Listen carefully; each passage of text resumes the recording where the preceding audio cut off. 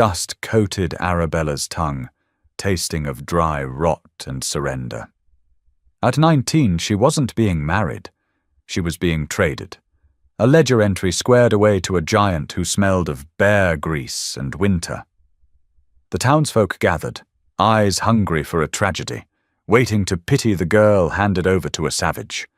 They expected tears. They expected her to break. Instead, Caleb dropped a burlap sack on the church steps, and the sound it made changed everything. Sweat pooled at the base of Arabella's spine, itching terribly against the rigid whalebone of a borrowed corset. The tiny vestry at the back of the First Methodist Church smelled of damp hymnals, floor wax, and the stale tobacco clinging to her father's threadbare coat. "Abby," her father rasped. His voice was a dry, scraping sound, like dead leaves dragged across a porch board. "Abby, you know I wouldn't. If there was any other way—" Arabella kept her eyes fixed on the cracked plaster wall above his left shoulder. She didn't want to look at him. Looking at him meant seeing the roomy guilt in his eyes, the tremble in his raw, unwashed hands. It meant acknowledging the pathetic truth of their situation. If she looked at him, she might scream, and if she screamed, she wouldn't be able to stop. So she studied the plaster. A water stain near the ceiling looked vaguely like a vulture. Fitting. "I know, Pa," she said. Her voice lacked inflection. It was flat, hollowed out by 3 weeks of crying that had finally run dry yesterday at noon. There was no other way. Josiah Carter had made sure of that. Carter owned the general store, the livery, and the mortgage on the Green farm. He also owned the deed to her father's gambling debts, quietly accumulated over 5 years of failing crops and rotting fences. Carter had arrived at their porch a month ago, his boots polished to a high, arrogant gleam, offering a choice. The farm or the daughter? Carter already had a wife, a frail, nervous woman who rarely left her parlor, but he had a twisted, covetous hunger for Arabella's quiet defiance. Then the mountain man had come to town. Nobody knew exactly where Caleb Wyatt lived. High up in the jagged teeth of the Bitterroot Range, beyond the timberline where the air got thin and the winters swallowed men whole. He came down twice a year to trade pelts and timber for salt, coffee, and gunpowder. This time, he had walked into Carter's store, slapped a heavy hide on the counter, and said in a voice that rumbled like distant rockfall, "I need a wife. Someone strong. I can pay." Carter, seeing a chance to humiliate the Green family while lining his own pockets, brokered the deal. He sold Arabella's debt to the stranger. Now the floorboards vibrated beneath Arabella's worn leather boots. The congregation was taking their seats out in the nave. She could hear the rustle of cheap taffeta, the clearing of throats, the low, eager murmurs. Half the town of Blackwood Crossing had turned up to watch Thomas Green sell his only daughter to a wild man. "It's time, Thomas," a voice barked from the doorway. Josiah Carter stood there, a pocket watch dangling from his manicured fingers. He wore a charcoal suit that absorbed the oppressive summer heat, yet he didn't look like he was sweating at all. His smile was a thin, cruel slit. Arabella finally moved. She smoothed the skirt of her dress. It was a faded cream monstrosity borrowed from the baker's widow, smelling faintly of mothballs and despair. The hem was an inch too short, exposing her scuffed boots. She didn't care. She reached down, picking up a small bouquet of limp, dust-choked sage her neighbor had shoved into her hands, and walked past her father. She stopped in front of Carter. She could smell peppermint oil on his breath, masking something sour underneath. "You look beautiful, Arabella," Carter whispered, leaning in just close enough to invade her space. "It's a shame to send you up that mountain. You could have stayed here, lived comfortably." "I would rather freeze in the dirt," Arabella said, her voice dropping to a harsh whisper. She pushed past him, grabbing her father's elbow. Her grip was brutal, her nails digging through the thin wool of his coat. It wasn't for his support. It was to keep herself tethered to the ground. The heavy oak doors opened. The heat in the sanctuary was suffocating. Sunlight stabbed through the cheap stained glass, casting sickly yellow and bruised purple light across the pews. Faces turned. Dozens of them. Arabella kept her chin parallel to the floor. She saw Mrs. Gable whispering behind a gloved hand. She saw the blacksmith, arms crossed, shaking his head. They were swimming in a sea of morbid curiosity. Then she saw him. Caleb Wyatt stood at the altar. He didn't belong in a church. He didn't belong within 4 walls. He was too large, taking up the space of 2 ordinary men, his shoulders broad and thick under a dark wool coat that looked older than the building itself. He hadn't bothered to wear a tie. His collar was open, revealing sun-baked skin and a thick scar running down his throat. His hair was dark, pulled back and tied with a simple leather thong, but stray strands framed a face that looked carved from rough sandstone. He didn't look nervous. He didn't look proud. He looked utterly bored. Arabella felt a sudden, violent spike of panic. This wasn't a man. This was a force of nature. A bear stuffed into human clothes. As she walked down the aisle, the dust motes dancing in the heavy air, she caught his scent. It cut through the perfume and sweat of the crowd. Pine pitch, wood smoke, clean dirt, old leather. Her father released her arm and stepped back with a pathetic shuffle. Arabella stepped up beside Caleb. She didn't reach his shoulder. He turned his head slowly, looking down at her. His eyes were the color of bruised thunderclouds, a dark, turbulent grey. They didn't hold cruelty, but they didn't hold warmth either. They were calculating. He looked at her the way a man assesses a horse before a long, hard winter. "You're shaking," he murmured. His voice was lower than she expected, a vibration she felt in her chest before her ears registered the sound. "I am angry," she replied, staring straight ahead at the sweating preacher. "There is a difference." A muscle in his jaw twitched. Was it amusement? She couldn't tell. He turned back to the front. The preacher, Reverend Stokes, wiped his forehead with a crumpled handkerchief. He rushed through the liturgy. There was no homily about love, no poetry about 2 souls joining. This was a transaction, and everyone wanted the ink dry before the storm broke. "Do you, Caleb Wyatt, take this woman?" "I do," Caleb interrupted before Stokes could finish the sentence. Stokes blinked, flustered. "And do you, Arabella?" "Yes," she snapped. The word tasted like ash. "Then by the power vested in me, I pronounce you man and wife." Stokes looked relieved. "You may kiss the bride." Caleb didn't move toward her. He didn't lean in. He simply reached out and took her hand. His palm was a landscape of calluses, rough as raw lumber, but his grip was surprisingly careful. He didn't crush her small fingers. "Let's go," he said. They didn't walk down the aisle. They marched out of it. Arabella struggled to match his long, consuming strides. The congregation swiveled in their pews, murmuring loudly now. They felt cheated. There was no kiss, no weeping breakdown from the bride, no triumphant gloating from the mountain man. Just a brisk, businesslike exit. The heavy wooden doors banged open against the siding of the church, letting in the blinding glare of the midday sun. Dust immediately swirled around their ankles. Josiah Carter was waiting on the porch, flanked by 2 of his hired hands. He held a leather ledger tucked under his arm, looking immensely pleased with himself. "Not so fast, Wyatt," Carter called out, stepping into their path. Caleb stopped. He dropped Arabella's hand and shifted his weight. The movement was subtle, but Arabella felt the air pressure change around him. It was the coiled stillness of a predator deciding whether to strike or walk away.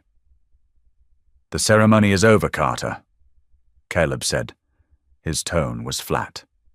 "It is," Carter agreed, patting the ledger.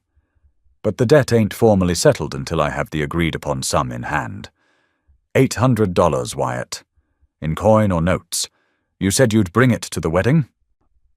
The crowd poured out of the church behind them, spilling onto the steps and the dry grass. They went completely silent. $800 was an astronomical sum.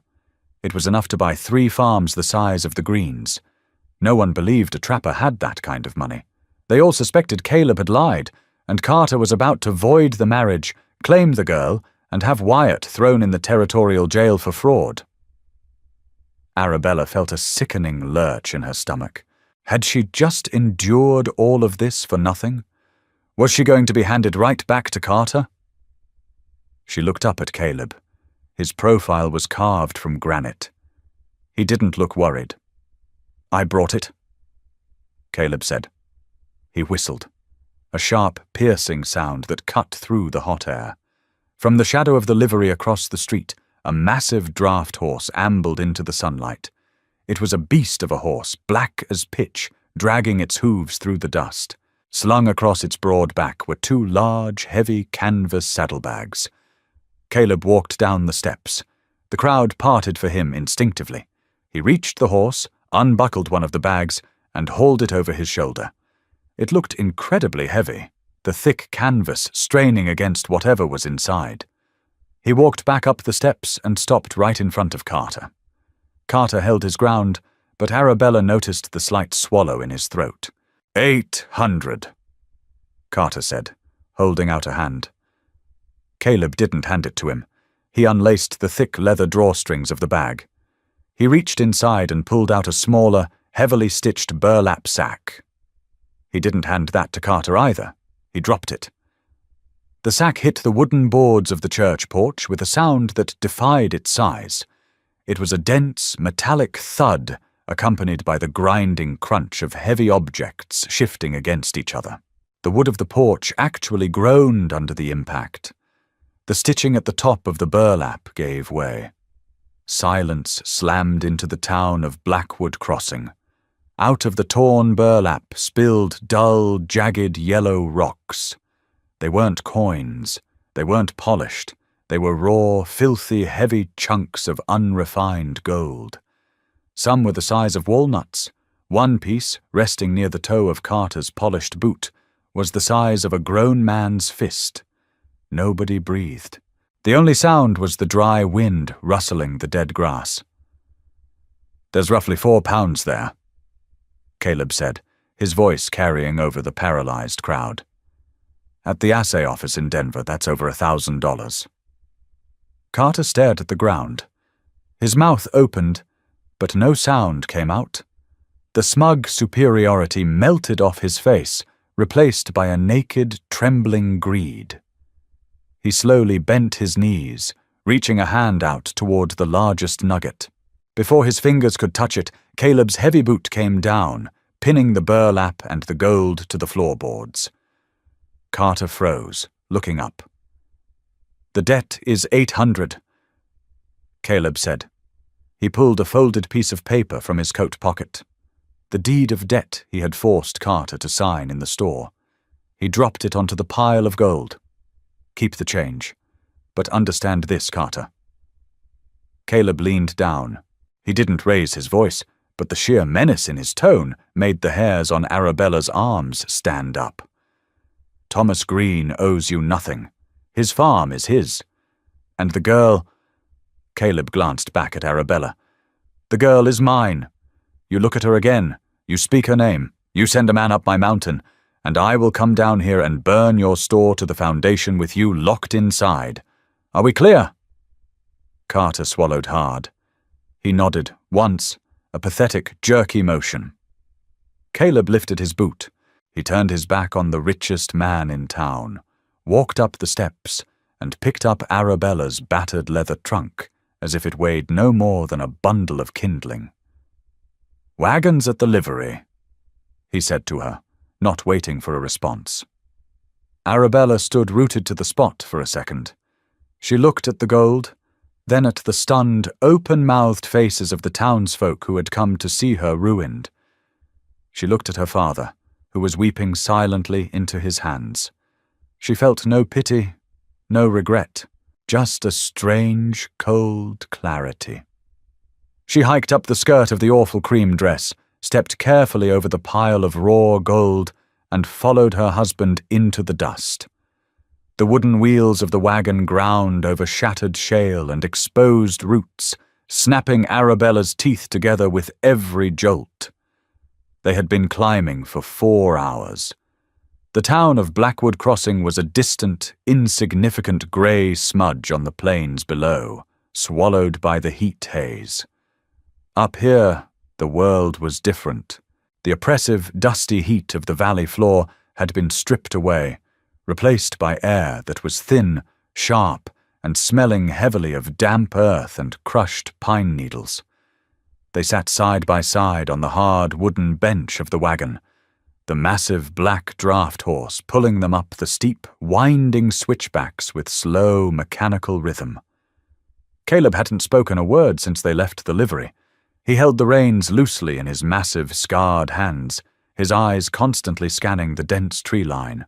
Arabella clung to the edge of the seat, her knuckles white. The corset was bruising her ribs with every bump, and the borrowed dress was covered in a fine layer of grey dust. She was exhausted, terrified, and violently angry, though the anger was beginning to fray at the edges, revealing the deep, dark well of exhaustion beneath. She kept waiting for him to do something, to leer at her, to make a crude joke, to assert his ownership. That's what men like Carter did. They bought things to play with them. But Caleb just drove the wagon. He didn't even look at her. It was as if she were a sack of flour he had picked up at the mercantile. How much further? She finally snapped. The silence was driving her mad. It was too big, too heavy. Caleb didn't turn his head. An hour, maybe less if the gelding doesn't throw a shoe. His voice was calm, infuriatingly calm. "Where did you get it?" she asked. "Get what?" "The gold." Caleb shifted the reins to his left hand and reached into his coat pocket, pulling out a small tin. He opened it, packed a pinch of chewing tobacco into his lower lip, and snapped the tin shut. "Mountain has secrets," he said flatly. "I know a few of them." "You overpaid," she said bitterly. "My father's debt was $800. You gave him $1,000. You threw away $200 just to make a point." Caleb finally turned to look at her. His grey eyes dragged over her dusty dress, her tight, angry face, and the white knuckle grip she had on the wagon seat. "I didn't throw it away," he said. "I bought your pride. If I paid the exact coin, Carter would have told the town he drove a hard bargain and won. By dumping gold on his boots and leaving the rest, he's the beggar picking up scraps. The town won't talk about the poor green girl getting sold. They'll talk about the fool who left $200 in raw gold on the church porch." Arabella blinked. The logic was so cold, so ruthlessly calculated, it stunned her. He hadn't done it out of arrogance. He had done it to control the narrative. He had protected her reputation with brute financial force. She swallowed hard, staring down at her lap. "You didn't have to do that." "You're my wife now," he said, turning back to the road. "I don't leave my things for the coyotes to chew on." My things. The words hit her like a splash of ice water. The momentary gratitude vanished, replaced by the familiar, rigid resentment. He wasn't a savior. He was just a different kind of owner. He had bought a wife, bought her pride, and now he was taking his purchase home. The wagon lurched around a tight bend, the wheels complaining loudly, and suddenly the dense wall of pine trees broke. Arabella gasped, though she tried to suppress it. They had entered a high alpine clearing. A pristine, glassy lake reflected the jagged, snow-capped peaks that surrounded them on 3 sides, and sitting on a gentle rise overlooking the water was the cabin. She had expected a hovel, a dark, filthy dugout smelling of animal skins and rotting meat. What she saw was a fortress. It was built of massive, hand-peeled logs, perfectly notched and chinked with pale mortar. A wide, covered porch wrapped around 2 sides, stacked high with neat, geometric cords of split firewood. Smoke curled lazily from a heavy stone chimney. It wasn't just a shelter, it was a home carved out of the wilderness with brutal, meticulous care. Caleb pulled the wagon to a halt near the porch. He tied off the reins and climbed down, his boots crunching loudly on the gravel. He didn't offer her a hand. He walked to the back of the wagon, hauled out her heavy trunk, and carried it up the steps. Arabella sat frozen for a moment. The air was so quiet here, she could hear the blood rushing in her ears. A hawk shrieked somewhere high above.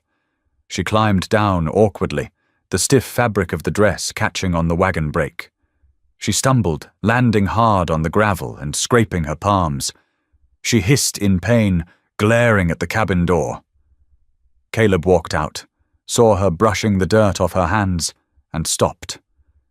He looked at the ugly cream dress, the rigid corset digging into her sides, the dust streaking her pale face. "Take that off," he said. Arabella froze. Her heart slammed against her ribs like a trapped bird. The cold fear she had kept at bay all day flooded her veins. This was it.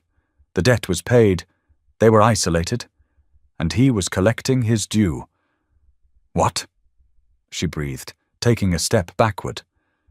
Caleb sighed, a heavy, exhausted sound. He pointed a thick finger at the door. "The dress," he said, his voice grating with irritation. "You look like you're wrapped in a flour sack and corset wire. You can't breathe, and you can't walk. Go inside. Your trunk is by the bed. Put on something made of cotton, something you can move in." He turned away from her, walking toward the exhausted draft horse to unharness it. "Then come back out," he called over his shoulder. "You need to learn how to split kindling before the sun goes down." Arabella stood alone in the yard, the cold mountain wind biting through the thin fabric of her sleeves. She looked at the man unbuckling leather straps with methodical care. He hadn't lunged at her. He hadn't demanded his rights. He had told her to change clothes so she could do chores.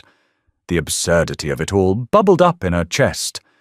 She let out a sound that was half sob, half laugh, grabbed the skirts of the hated dress, and marched up the steps into the dark, smelling the faint scent of cedar and old ash.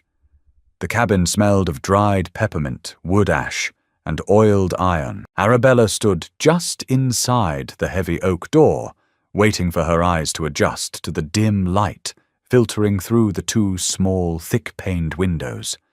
It was not a cage. It was a machine for surviving. Every object had a designated place, born of harsh necessity. Cast-iron skillets hung from forged iron hooks near the massive stone hearth. Bundles of drying herbs and salted meat hung from the exposed rafters, casting long, distorted shadows across the wide plank floor. In the far corner sat a large bed frame built of peeled lodgepole pine, covered with a heavy, hand-stitched quilt that looked surprisingly clean. There was no dust. There were no cobwebs. The man lived with the meticulous, neurotic order of someone who knew that a lost knife or a misplaced matchbox could mean freezing to death in January. Arabella found her battered leather trunk sitting exactly where he had left it, at the foot of the bed. Her fingers fumbled with the brass latches. They were stiff and cold. She turned her back to the empty room and began the agonizing process of unhooking the borrowed dress. The corset followed. When the rigid, yellowed whalebone finally gave way, Arabella took her first full breath in 8 hours. Her ribs ached with a dull, throbbing intensity. The cool cabin air hit her damp chemise, raising goosebumps along her arms. She shivered, quickly pulling a faded, indigo-dyed cotton work dress from her trunk. It was frayed at the cuffs and smelled faintly of the lye soap she used back at the farm, but slipping it over her head felt like putting on armor. She braided her hair with vicious, sharp tugs, tying it off with a scrap of leather. When she stepped back out onto the porch, the sun was beginning its descent behind the jagged peaks to the west. The sky was bruising into deep violets and angry, fiery oranges. The temperature had already plummeted 15 degrees. The thin mountain air bit at her exposed cheeks. Caleb was by the side of the cabin, rhythmic dull thuds echoing off the timberline. He had a massive splitting maul in his hands, reducing sections of pine trunk into neat, triangular wedges of firewood with terrifying, effortless swings. He saw her walk down the steps. He didn't stop swinging. He simply nodded his chin toward a smaller chopping block a few yards away. Next to it lay a pile of thin, dry spruce branches and a small rusted hatchet. "Stovewood," Caleb said, the maul coming down and cleanly separating a massive log with a sharp crack. "Needs to be thin enough to catch a spark, thick enough to hold a flame." Arabella walked over to the block. She picked up the hatchet. The hickory handle was dark and slick from years of absorbed sweat. It felt heavier than it looked. She grabbed a piece of spruce, set it on the block, and swung. The blade hit the wood at an angle, bouncing off with a jarring vibration that shot straight up her forearm and rattled her teeth. The piece of spruce clattered into the dirt. Caleb stopped chopping. He rested the head of his maul on the ground and watched her. He didn't laugh. He didn't sneer. He just watched. Arabella felt a hot flush of humiliation creep up her neck. She gritted her teeth, picked up the spruce, set it back on the block, and swung harder. This time, the hatchet bit into the wood, but got hopelessly stuck halfway down. She yanked on the handle. It didn't budge. She put her boot against the block and hauled with all her meager weight, her face turning crimson. A shadow fell over her. Caleb stepped up behind her. She caught his scent again, sharper now, edged with fresh sweat and the raw, sappy bleed of the split pine. She stiffened, instinctively leaning away from his massive frame. "You're fighting the wood," he said. His voice was right by her ear, a low, gravelly rumble. He reached out. She flinched, but his hands bypassed her entirely, wrapping around the handle of the hatchet just above her own white-knuckled grip. His skin was rough as sandpaper, radiating a furnace-like heat. "Let go," he instructed. She released the handle, stepping quickly to the side. Caleb easily wrenched the hatchet free. He set the wood back in the center of the block. He didn't look at her. He looked at the grain. "Wood has a memory," he said, tapping the flat side of the hatchet blade against a faint, twisting line in the spruce. "It grows with the wind and the sun. It builds tension. You don't just hack at it. You find the fault line. You strike where it already wants to break." He swung the hatchet in a short, lazy arc. It hit the exact spot he had tapped. The spruce popped apart in two perfect, symmetrical halves. He handed the hatchet back to her handle first. "Try again." He turned his back and walked over to the horse, picking up a stiff brush to begin grooming the massive animal. Arabella stared at the hatchet in her hand. The metal of the handle was still warm from his grip. She hated him for being right. She hated that he wasn't yelling at her. It would be so much easier to fight a monster. Monsters you could scream at. Monsters you could actively plot against. Caleb was a brick wall. You couldn't fight a wall. You just exhausted yourself punching it. She picked up another piece of wood. She looked at the grain, tracing the slight twist in the bark. She raised the hatchet and brought it down. Crack, it split. Not perfectly, but it split. She set up another piece. Crack. She chopped until the sun vanished entirely, leaving the high valley drowned in a cold, blue twilight. She chopped until her shoulders burned with a deep, lactic fire and a blister swelled raw and angry at the base of her right thumb. The pile of kindling beside the block grew steadily. She didn't stop until Caleb walked past her, carrying his maul and a massive armful of split logs. "Enough," he said, not breaking his stride toward the porch. "Bring it inside. Temperature's dropping." Arabella gathered the splintered wood into the skirt of her dress, her hands shaking slightly from the exertion. As she followed him up the wooden steps, the first real shiver of the night rattled through her bones. The heat inside the cabin was immediate and aggressive. Caleb had a fire roaring in the hearth within minutes, the dry spruce she had chopped catching the sparks from his flint with an eager hiss. He lit a single kerosene lantern on the heavy plank table, casting a warm, flickering pool of yellow light that pushed back the creeping shadows. Arabella stood near the door, awkwardly clutching her skirt full of kindling. "Bin next to the stove." Caleb pointed without looking up. He was already working at a small butcher block counter, slicing a slab of salt pork with a knife that looked sharp enough to shave with. She dumped the wood into the metal bin, the clatter echoing loudly in the quiet room. She stood there, rubbing her sore thumb, waiting for an order. When none came, she walked to the table and sat down on a rough-hewn bench. The silence stretched. It wasn't the awkward, suffocating silence of the church vestry. It was the heavy, functional silence of the wilderness. The only sounds were the crackle and spit of the fire, the rhythmic slicing of the knife, and the wind beginning to moan around the eaves of the cabin. Caleb tossed the pork into a heavy iron pot. It began to sizzle immediately, filling the room with the rich, salty smell of rendering fat.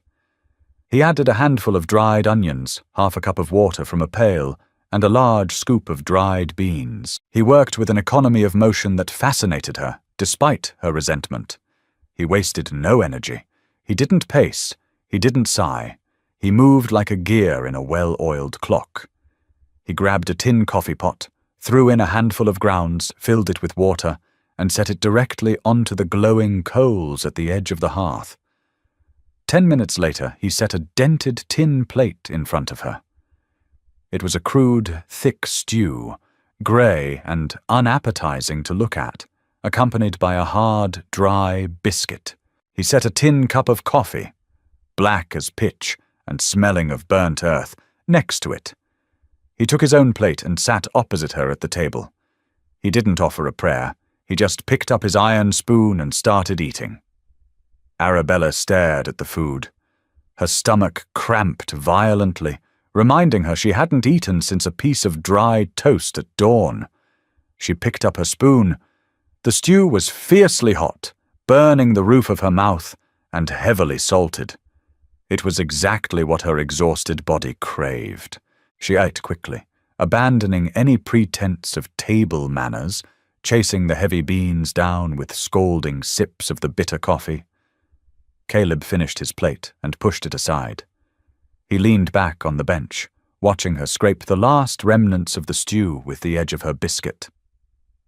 "You didn't cry today," he said suddenly. Arabella stopped chewing. She swallowed the dry lump of biscuit, her throat clicking audibly in the quiet cabin. She looked up. His grey eyes were fixed on her, unreadable in the lantern light. "Would it have pleased you if I did?" she asked, her voice defensive, edges sharp. "Wouldn't have mattered?" Caleb replied smoothly. "But it tells me something." "And what is that?" "That you aren't completely useless." The blunt insult made her jaw tighten. "I am not a beast of burden for you to evaluate." "Up here you are," Caleb said. There was no malice in his tone, just brutal honesty. "We're 80 miles from a doctor, 4 hours down a mountain to the nearest bag of flour. In 3 months the snow will be 6 feet deep against that door. A fragile woman, a weeping woman, dies up here. And she usually takes her husband with her." Arabella set her spoon down with a metallic clatter. "Then why buy me?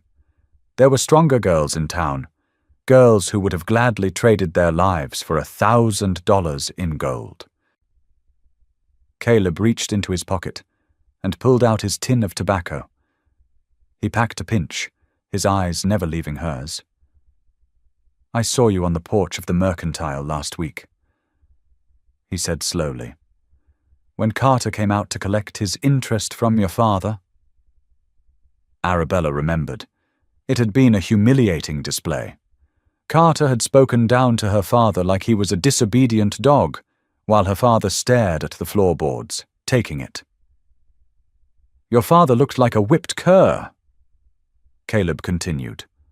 "But you were standing behind him. You were looking at Carter's throat." Arabella blinked, caught off guard. "You looked at him," Caleb said, his voice dropping to a low, rough whisper, like you were doing the math on exactly how much pressure it would take to crush his windpipe. He closed the tobacco tin with a sharp snap. "I don't need a farm girl to churn butter. I need someone who won't freeze in her tracks when a grizzly rips the door off the hinges in January. I need someone with enough anger to survive." He stood up, his massive frame casting a shadow that swallowed the entire table. He picked up both their plates and carried them to a wash basin. Arabella sat frozen, the bitter taste of the coffee lingering on her tongue. He hadn't bought her because she was young, or because she was pretty, or because he wanted a bedmate. He had bought her because he recognized the violence in her survival instinct. He had bought a cornered animal. She watched him pump water over the dishes. "Where do I sleep?" she asked. The question hung heavy in the air. This was the moment. The practicalities were over. Caleb dried his hands on a rag. He walked past the table, past the hearth, and stopped at the massive pine bed in the corner. Arabella's muscles coiled tight. She pushed herself back slightly on the bench, her hand instinctively drifting towards the heavy iron spoon on the table. Caleb reached down and grabbed the thick quilt. He stripped it off the bed. He then reached under the bed frame and dragged out a massive, thick bearskin pelt. He tossed the pelt onto the floor, right in front of the hearth. He dropped the quilt on top of it. He walked over to the lantern and blew out the flame. The cabin plunged into darkness, illuminated only by the restless orange glow of the dying fire. "The bed is yours." Caleb's voice came from the shadows near the hearth. She heard the heavy rustle of him lying down on the bearskin, the wood floor groaning slightly under his weight. Arabella sat in the dark for a long time. She listened. She waited for the sound of him creeping across the floorboards. She waited for the trick, the sudden shift in demeanor. But there was nothing, only the sound of the wind, the crackle of the embers, and eventually the deep, slow, rhythmic breathing of a man fast asleep. Slowly, her hands trembling slightly, Arabella stood up. She walked over to the bed in the corner. She didn't take off her dress. She didn't unlace her boots. She crawled onto the mattress, curling her knees to her chest, pulling her arms tight around herself. The sheets smelled of pine and cold air. She stared into the darkness, her mind spinning. She was a captive. She was a traded debt. She was angry, exhausted, and miles from civilization. Yet, as she listened to the slow, even breathing of the giant sleeping on the floor between her and the door, a strange, utterly confusing realization settled over her. For the first time in 5 years, she felt perfectly, undeniably safe. The first frost arrived 3 weeks later, a creeping white rime that killed the last of the alpine wildflowers and turned the high meadow into a brittle, snapping graveyard. Arabella woke in the dark, her breath pluming in the freezing cabin air. The rhythm of her life had shifted from the stagnant, hopeless waiting of her father's farm to a brutal, exhausting cadence of survival. She no longer wore the corset. She no longer cried. Her hands, once soft and raw, had begun to turn into tools. The blister at the base of her thumb had burst, scabbed, and hardened into a thick, yellow callus. She smelled perpetually of wood smoke, lye soap, and the sharp tang of pine pitch. Caleb was already gone. He was always gone before the sun broke the ridgeline. He left the fire banked and a pot of oats simmering on the iron stove. She swung her legs over the side of the bed, her bare feet hitting the freezing floorboards. The bearskin rug near the hearth was empty. Every night he slept on the floor. Every morning he left before she woke. They moved around each other like two solitary predators sharing a small territory, careful not to cross paths too abruptly. They spoke mostly in verbs and nouns. Fetch water, split wood, hold this. Arabella pulled on her heavy wool stockings and laced her boots. She ate the oats standing up, staring out the frosted window panes. Around mid-morning, the massive black draft horse plodded into the clearing. Caleb walked beside it. Slung over the horse's broad rump was a large mule deer buck, its tongue hanging loose, blood freezing in dark, crusty streaks down its grey coat. Arabella stepped onto the porch, pulling her shawl tight across her shoulders. The wind bit at her nose. Caleb didn't greet her. He unlooped a thick coil of hemp rope from the saddle horn, tossed it over a sturdy oak branch near the cabin, and hoisted the deer up by its hind legs. The pulley groaned. "Get a knife," he called out, tying off the rope, the short one with the bone handle and the tin bucket. Arabella's stomach gave a familiar, uneasy lurch, but she turned and went inside. A month ago she would have balked. She would have told him that butchering was a man's job, or the butcher's job back in town. Now she just grabbed the knife and the bucket. Meat didn't come wrapped in paper up here. She walked back out and set the bucket under the swaying carcass. Caleb was rolling up his sleeves, exposing thick forearms corded with muscle and crisscrossed with faded white scars.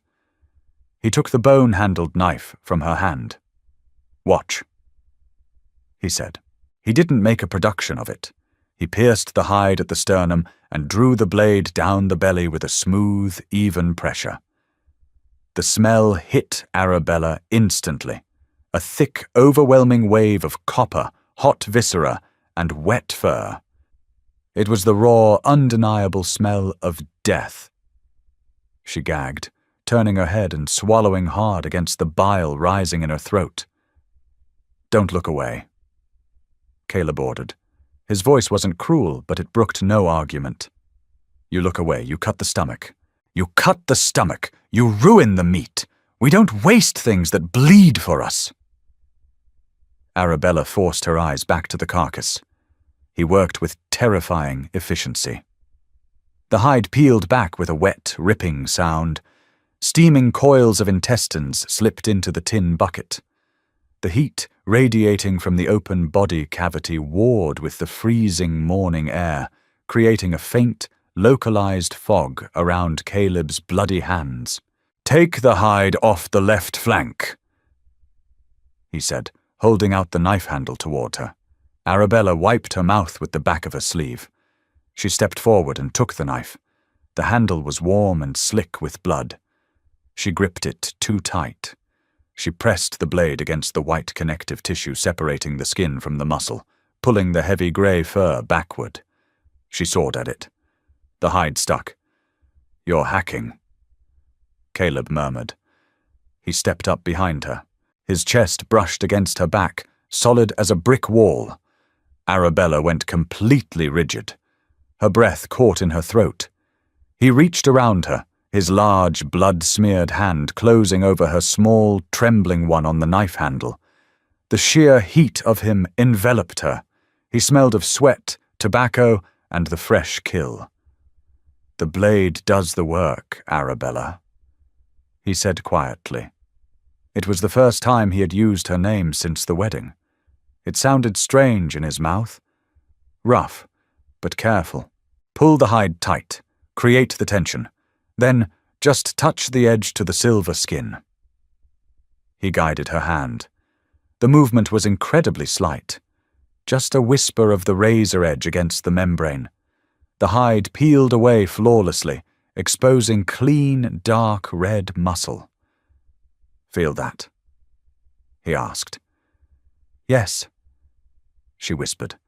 Her heart was hammering against her ribs, but not from fear of the knife. It was the proximity, the undeniable, overwhelming physical reality of the man holding her hand. He could crush her. He could break her in half. He let go of her hand and stepped back immediately, the cold wind rushing in to fill the space he left.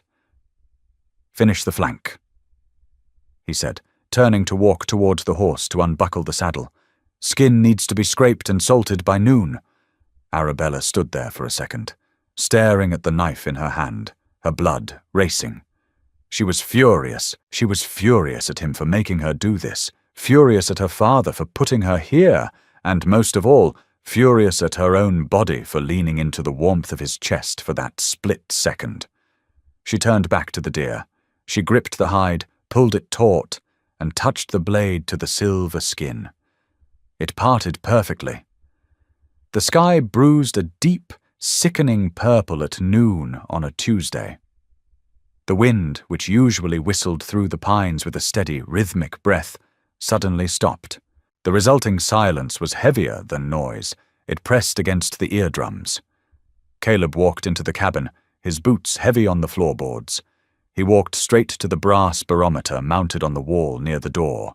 He tapped the glass with a thick, calloused knuckle. The needle had plummeted into the red zone. "Storm," he announced. "A big one. Early for it." For the next 2 hours, the cabin became a blur of frantic, silent motion. Caleb dragged massive deadfall logs from the tree line, stacking them directly on the porch until they reached the window frames. Arabella filled every bucket, pot, and kettle with water from the stream, her hands aching from the icy plunge. They worked together, a synchronized machine driven by the ticking clock of the atmosphere. When the first flakes fell, they didn't drift. They drove sideways, hard as rock salt, propelled by a wind that shrieked like a dying animal. Caleb slammed the heavy oak door shut, throwing the iron bolt. The sound was final. By nightfall, the temperature outside had dropped to 30 below zero. The cabin groaned under the wind, the timbers shifting and settling. Inside, the heavy cast-iron stove was stoked to a roaring cherry-red heat, fighting back the chill that crept through the chinking. They were trapped. Arabella sat at the heavy plank table, a kerosene lantern sputtering between them. She was darning a hole in the heel of Caleb's thick wool sock. The repetitive motion usually calmed her, but tonight, the confined space felt suffocating. Caleb sat opposite her, methodically oiling the locking mechanism of his Winchester repeating rifle. He smelled strongly of gun oil and brass. The silence dragged on for an hour. 2. The only sounds were the howling wind outside, the crackle of the stove, and the rhythmic snick-snick of Caleb working the rifle's lever action. Arabella tied off a knot in the grey wool, snapped the thread with her teeth, and set the sock down. She looked across the table. Caleb's collar was open, the leather thong of his shirt untied. The dancing lantern light caught the thick, jagged scar running diagonally across his throat. It started just below his left ear and ended at his collarbone. It was an ugly, puckered thing, pink and raised against the tanned leather of his skin. She had noticed it at the altar, but she had never been close enough or brave enough to look at it properly. Was it a bear? She asked. The words tumbled out before she could weigh the consequence of breaking the silence. Caleb stopped wiping down the barrel of the rifle. He didn't look up immediately. He carefully set the oily rag on the table, then raised his grey eyes to meet hers. "No," he said flatly. He didn't offer anything else. He just stared at her, challenging her to push further. Arabella's jaw tightened. She wasn't the terrified girl in the borrowed cream dress anymore. She had skinned a deer. She had chopped a cord of wood. She had earned the right to ask a question in her own home. "Then what was it?" she pressed, keeping her voice even, refusing to shrink back. Caleb picked up a brass cartridge, inspecting the primer. "A man. About 3 years ago. Up near the Canadian line." "Why?" "Because he thought I had something he wanted," Caleb said. He slid the cartridge into the loading gate of the rifle. Click. I had spent 4 months panning a miserable, freezing creek, found a decent pocket of dust, just enough to buy supplies for the winter. He and his brother tracked me back to my camp. He spoke without emotion, as if he were recounting the weather. They waited until I was asleep. One of them pinned my arms. The other took a skinning knife to my throat, wanted me to tell them where the rest of the gold was hidden. There was no rest of the gold, just what was in the pouch. Arabella's breath hitched. She stared at the scar, suddenly picturing the blood, the freezing mud, the absolute terror of the dark. "How did you survive?" she whispered. Caleb looked at the lantern flame. The one with the knife. He hit the cartilage, but he missed the artery by the width of a piece of paper. I stopped fighting, let my eyes roll back. They thought I bled out. They took the pouch and walked away to get their horses. He picked up another cartridge. Click. "What did you do?" "I waited until they turned their backs," Caleb said. He slid the Winchester across the table, the oiled metal gleaming in the light. "Then I put a bullet in each of their spines." Arabella stared at him. A cold shiver ran down her spine that had nothing to do with the blizzard raging outside. It wasn't the killing that shocked her. Out here, killing was a fact of life. It was the brutal, calculated patience of it. He had played dead while his own blood pooled around his neck, waiting for the perfect moment to strike. She thought of the raw, jagged gold he had dropped on the church porch, the wedding gift that had bought her freedom from Carter. "The gold you gave Carter," she said slowly, her mind connecting the jagged pieces. "You said the mountain has secrets. You didn't pan that gold. It was raw, unrefined." Caleb met her gaze. His eyes were unreadable, dark and vast as the winter night. "I found a vein a year after the camp attack," he said quietly. "Deep in a cave system 2 days' ride from here. Nobody knows it's there. Nobody will ever know it's there. It's cursed rock, Arabella. Men lose their minds for it. They cut throats for it. I carved out just enough to buy this land, build this cabin, and stock it." He paused, his jaw working as he ground his teeth together. "And I carved out enough to buy you." The bluntness of it hit her like a physical blow. He didn't dress it up in romance. He didn't pretend it was a rescue. "You bled for that gold," she said, her voice barely a whisper. "You nearly died for it. And you dropped it on Carter's boots just to humiliate him." "I dropped it on Carter's boots," Caleb corrected, his voice dropping to a low rumble that cut through the sound of the wind. "So that you would never have to look over your shoulder again. So that you would know, and he would know, that what belongs to me stays mine." He stood up, grabbing the rifle and the rag. He walked toward the far corner of the cabin to lock the weapon away. Arabella sat frozen at the table. The anger that usually flared at his possessiveness didn't come. Instead, she looked at the heavy timber walls, keeping the lethal storm at bay.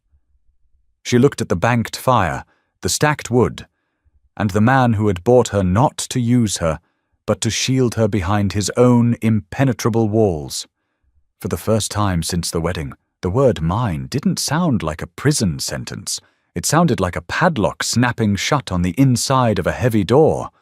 Winter broke not with a gentle thaw, but with a violent, roaring melt. The creek swelled into a muddy torrent, tearing ancient pines from the banks. The cabin smelled of damp wool, wood ash, and turning earth. 6 months they had survived inside the wooden box. 6 months of silent routines, shared coffee, and a shifting, unspoken truce. Caleb was out tracking a mountain lion that had been stalking the draft horse. Arabella was hanging wet laundry on a hemp line strung across the porch, the pale spring sun finally warming her bare, muscular arms.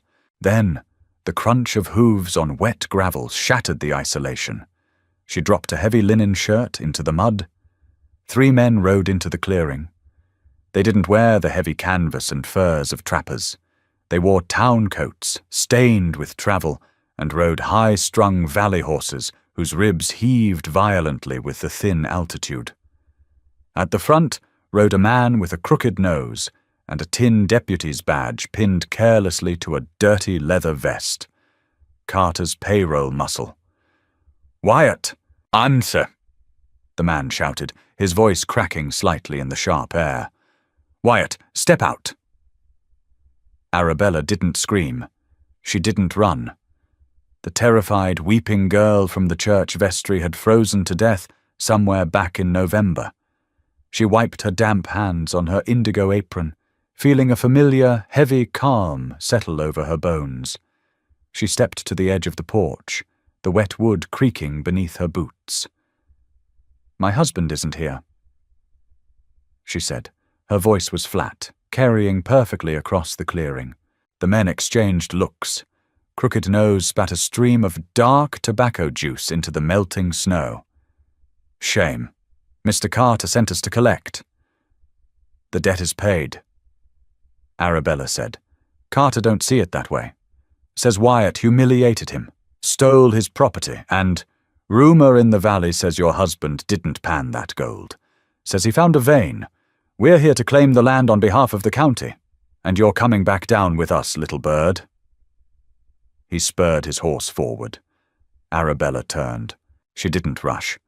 She walked through the heavy oak door, leaving it open behind her. She walked straight to the corner, lifted the iron latch on the storage trunk, and pulled out the Winchester. It was heavy, slick with the oil Caleb applied every Sunday. She levered around into the chamber. The metallic clack-clack was the loudest sound in the room. She walked back out onto the porch, just as Crooked Nose dismounted, his boots hitting the mud with a heavy squelch. Arabella raised the rifle. She didn't aim at his chest. She aimed at the center of his horse's chest, knowing the heavy .44 caliber bullet would pass clean through the animal and shatter the man's pelvis behind it. Caleb had taught her that. Aim for the mass that breaks their foundation. "Get back on the horse," she commanded. The man froze, his hand hovering over his holstered revolver. He looked at the weapon, then at the woman holding it. Her eyes were dead. There was no tremble in the barrel. "You ain't gonna shoot, girl!" he sneered, taking a half step towards the stairs. A rifle shot cracked through the valley, echoing off the granite peaks like a thunderclap. It didn't come from Arabella's Winchester. Crooked Nose's hat flew off his head. A neat, smoking hole punched through the crown. He scrambled backward, screaming in shock, and fell into the mud. From the tree line, Caleb emerged. He didn't look like a man. He looked like a piece of the mountain that had broken off and learned to walk. His massive Sharps buffalo rifle was tucked against his shoulder. Smoke curled lazily from the long octagonal barrel. "I'll give you 3 seconds to clear my property," Caleb roared, the sound vibrating in Arabella's chest. "Before I turn you into coyote bait." The other 2 men didn't hesitate. They yanked their reins, spurring their panicked horses and tearing up the mud as they fled back down the switchback. Crooked Nose scrambled up, abandoning his animal, and ran after them, slipping and sliding in the muck. Caleb lowered the rifle. He walked toward the porch. He didn't look at the fleeing men. He looked at Arabella. He looked at the Winchester pressed tight against her shoulder, her finger resting perfectly just outside the trigger guard. He stopped at the bottom of the steps. The mud sucked loudly at his boots. "You were going to shoot his horse?" Caleb said. It wasn't a question. "It's a valley horse," Arabella replied, her voice remarkably steady. "Wouldn't survive the winter up here anyway. And it was a better backstop than the man. Caleb stared at her. A slow, incredibly rare shift altered his craggy features. The harsh, unforgiving lines around his mouth softened. The dark grey eyes warmed, sparking with something deep and dangerously bright. It wasn't a smile exactly, but it was the closest she had ever seen to one. "Put the rifle away, Arabella," he murmured, stepping up onto the porch, his boots tracking mud onto the clean boards. "Coffee's getting cold." That night the cabin was suffocatingly hot. Caleb had stoked the iron stove until the metal glowed cherry red, trying to bake the damp spring chill out of the air. Arabella sat on the bearskin rug near the hearth, carefully oiling the Winchester. The acrid smell of solvent mixed heavily with the scent of rendering venison fat from the cast iron skillet. Caleb was sitting on the edge of the bed, slowly unlacing his boots. He winced, a sharp intake of breath hissing painfully through his teeth. Arabella stopped wiping down the barrel. She looked over. "What is it?" "Nothing," he grunted, struggling with the wet leather. She set the rifle aside and stood up. She crossed the room, stopping directly in front of him. "Take your shirt off." Caleb looked up, his thick brows drawing together in a fierce scowl. "I said it's nothing." "And I said take your shirt off, or I'll cut it off you with the skinning knife." She didn't blink. The command hung in the air, heavy and absolute. For a long moment, Caleb just stared at her. Then he sighed, a heavy, defeated sound that rattled in his broad chest. He pulled the leather thong loose and shrugged off the heavy, wet wool shirt. His left shoulder was a canvas of deep, angry purple and mottled black. The skin was scraped raw, oozing a slow, thick trickle of blood down his massive bicep. Arabella sucked in a breath. "When?" "Cat jumped me from a ledge," he muttered, looking away, suddenly deeply uncomfortable with his own vulnerability. "Knocked me down a shale embankment. I shot it, but it got a piece of me first." He had fought a mountain lion, taken a brutal fall down a cliff, hiked back miles, and shot the hat off a mercenary without once showing a sign of pain. The sheer infuriating stubbornness of the man made Arabella want to scream. Instead, she walked to the stove and grabbed the kettle of boiling water. She fetched a clean rag, a dark glass bottle of harsh alcohol he used for cleaning wounds, and sat on the bed beside him. "This is going to burn," she said flatly. "I know." She poured the alcohol onto the rag and pressed it directly into the raw, bloody gouges on his shoulder. Caleb didn't flinch. He didn't make a sound.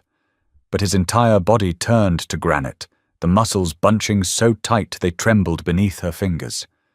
His massive hand gripped his own knee, his thick knuckles turning dead white. Arabella worked in silence, cleaning the dirt and pine needles from the lacerations. Her hands, once soft and terrified of his touch, were now firm, calloused, and precise. She felt the incredible furnace-like heat radiating from his skin.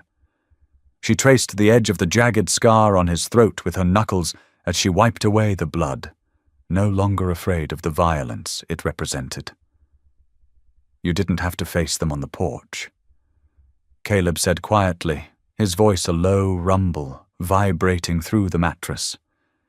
"You could have stayed inside, barred the door, and let them burn it down to flush you out?"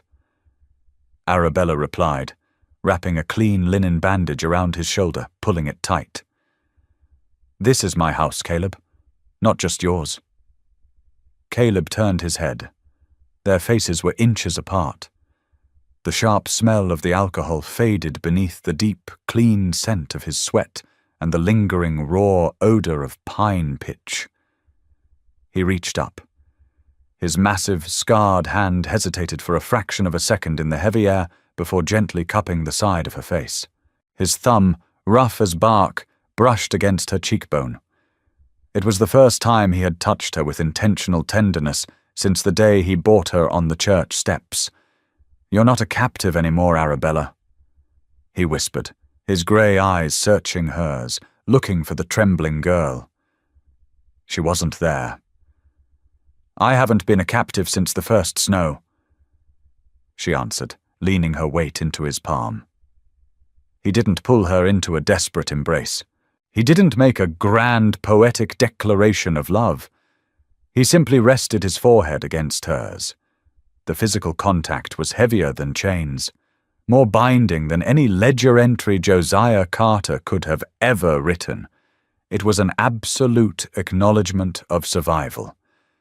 They had survived the winter, the mountain, and the ugliness of the world below.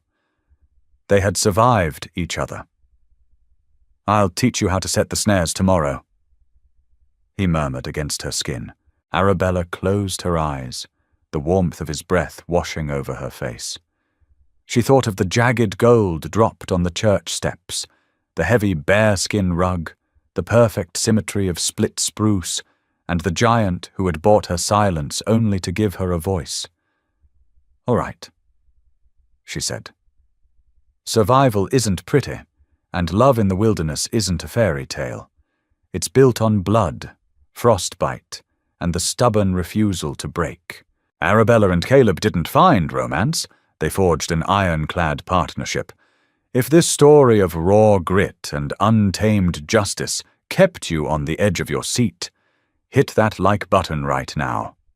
Share it with someone who loves a real, gritty Western, and don't forget to subscribe. Turn on notifications so you never miss a tale from the unforgiving frontier. Drop a comment below. Would you have survived Caleb's mountain? Let us know.